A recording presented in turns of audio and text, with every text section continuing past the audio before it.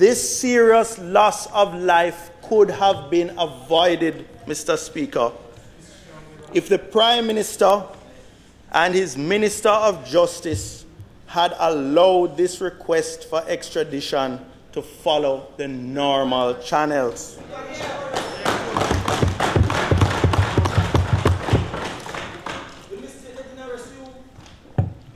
The processing and signing of the authority to proceed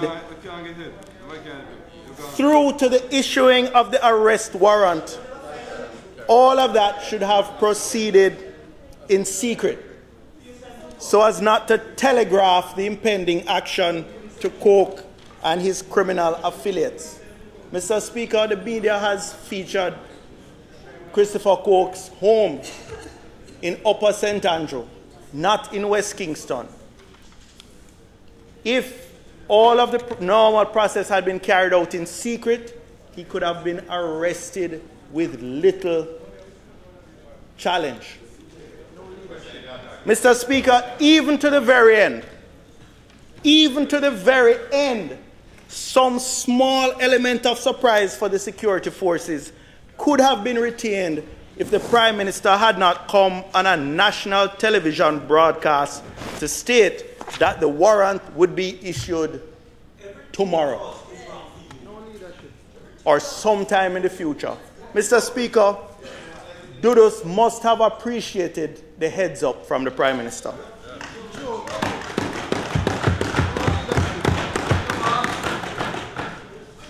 Mr. Speaker, in all of this, in this pantomime of deception, the Prime Minister, the Member of Parliament for West Kingston, the leader of the JLP, whichever hat he's wearing at the time, he was a principal player, not just a member of the supporting cast. He improperly interfered with the ministerial authority and discretion of the Minister of Justice. In first, either you could interpret it as threatening or at least intimidating her when he came to this Parliament and said that if she signed the authority to proceed, the next document she should sign is her resignation. Mr. Speaker, if this was contemplated by the Extradition Act, it would have named the Prime Minister as the person with authority to sign the authority to proceed. And Mr. Speaker, I remind you, this behavior is from a former evangelist of the gospel of reducing prime ministerial powers. This behavior from a former evangelist for the gospel of reducing the powers of the Prime Minister. Mr. Speaker, the Prime Minister chairs the National Security Council and the Defense Board. He was integrally involved in the evaluation of the performance of the previous Commissioner of Police by stating his loss of confidence. The Prime Minister sanctioned the scheme to use Mannert, Phelps and Phillips. For what exactly, we still do not know. What we do know is that the Minister of Foreign Affairs has publicly catalogued the extensive communication with the U.S. government, right up to the very Secretary of State herself,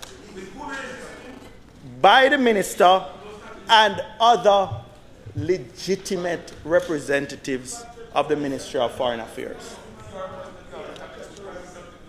Mr. Speaker, the Prime Minister earlier in this sitting referred, and in speaking of the opposition, he referred to vacillation when questions about the 6 anti-crime bills came up. You know, Mr. Speaker, Tivoli has been called the mother of all garrisons.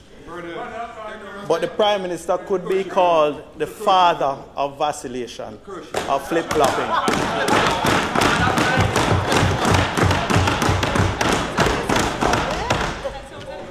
He vacillated on